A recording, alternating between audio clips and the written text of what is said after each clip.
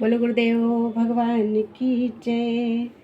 प्यारे कृष्ण कन्हैया लाल की जय। श्री विष्णु पुराण। विष्णु पुराण का द्वितीय अंश चल रहा है।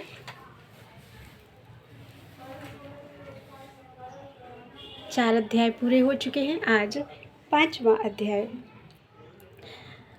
7 पाताल लोकों का वर्णन। श्री पराशर जी बोले, हे द्विज, मैंने तुमसे यह पृथ्वी का विस्तार कहा।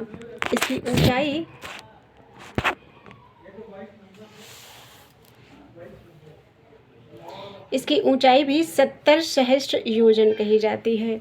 हे मुनिषत्तम, अतल, वितल, नितल, गभस्तिमान, महातल, सुतल और पाताल, इन 7 में से प्रत्येक 10-10 सहस्त्र योजन की दूरी पर है।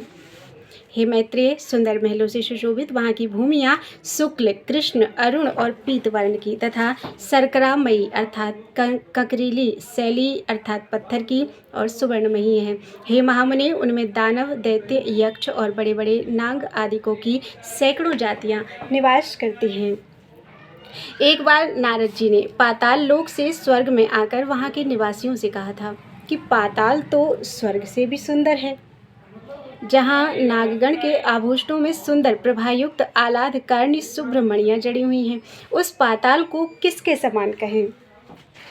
जहाँ तहाँ दैत्य और दानवों की कन्याओं से सुशोभित पाताल लोक में किस मुक्त पुरुष की भी प्रीति नहीं होगी। जहाँ दिन में सूर्य की किरणें केवल प्रकाश ही करती हैं, घाम नहीं करती, तथा रात में चंद्रमा की किरणों से शीत नहीं होता, केवल चांदनी ही फैलती है। जहाँ भक्ष्य, भोज्य और महापान आदि के भोगों से आनंदित सर्पों तथा दानव आदिकों को समय जाता हुआ भी प्रतीत नहीं होता। जहाँ सुंदर वन, नदियाँ, रमणीय सरोवर और कमलों के वन हैं, जहाँ नर कोकिलों की सुमधुर कूक गूंजती है एवं आकाश मनोहारी है। और हे द्विज, जहाँ पाताल निवासी दैत्य, दानव एवं नागगण द्वारा अति स्वच्छ आभूषण, सुगंधमय अनुलेपन, वीणा, वेणु और मृदंग आदि के स्वर तथा तूर्य, ये सब एवं भाग्यशालियों के भोगने योग्य और भी अनेक भोग भोगे जाते हैं। पातालों के नीचे विष्णु भगवान का शेष नामक जो तमोमय विग्रह है, उसके गुणों का दैत्य अथवा दानव गण भी वर्णन नहीं कर सकते। जिन देवर्षि पूजित देव का सिद्धगण अनंत कहकर बखान करते हैं, वे अति निर्मल, स्पष्ट, स्वस्तिक चिन्हों से विभूषित तथा सहस्र सिर वाले हैं, जो अपने फणों की सहस्र मणियों से संपूर्ण दिशाओं को देदीप्यमान करते हुए संसार के कल्याण के लिए समस्त असुरों को वीर्यहीन करते रहते हैं। मद के कारण अरुण नयन, सदैव एक ही कुंडल पहने हुए तथा मुकुट और माला आदि धारण किए हुए, जो अग्नियुक्त श्वेत पर्वत के समान सुशोभित हैं, मद से उन्मत्त हुए जो नीलांबर तथा श्वेत हारों से सुशोभित होकर मेघमाला और गंगा प्रवाह से युक्त दूसरे कैलाश पर्वत के समान विराजमान हैं, जो अपने हाथों में हल तथा उत्तम मूसल धारण किए हुए हैं, तथा जिनकी उपासना शोभा और वारुणी देवी स्वयं मूर्तिमती होकर करती हैं। कल्पांत में जिनके मुखों से विषाग्नि शिखा के समान देदीप्यमान संकर्षण नामक रुद्र निकलकर तीनों लोगों का भक्षण कर जाता है, वह समस्त देवगणों से वंदित शेष भगवान अशेष भूमंडल को मुकुटवत धारण किए हुए पाताल तल में विराजमान है। उनका बल, वीर्य, प्रभाव, स्वरूप, तत्व और रूप अर्थात आकार देवताओं से भी नहीं जाना जाता। जिनके फड़ों की मणियों की आभा से अरुण वर्ण हुई यह समस्त पृथ्वी फूलों की माला के समान रखी हुई है, उनके बल वीर्य का वर्णन भला कौन करेगा।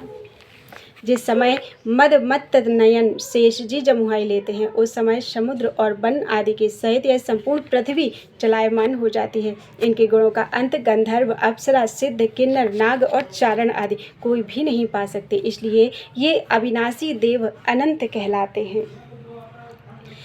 जिनका नागवधुओं द्वारा लेपित हरिचंदन पुनः पुनः श्वास वायु से छूट छूट कर दिशाओं को सुगंधित करता रहता है, जिनकी आराधना से पूर्वकालीन महर्षि गर्ग ने समस्त ज्योतिर्मंडल अर्थात ग्रह, नक्षत्र आदि शकुन, अपशकुन, नैमित्तिक फलों को तत्वतः जाना था, उन नागश्रेष्ठ शेष जी ने इस पृथ्वी को अपने मस्तक पर धारण किया हुआ है, जो स्वयं भी देव, असुर और मनुष्यों के सहित संपूर्ण लोकमाला अर्थात पाताल आदि के समस्त लोकों को धारण किए हुए हैं।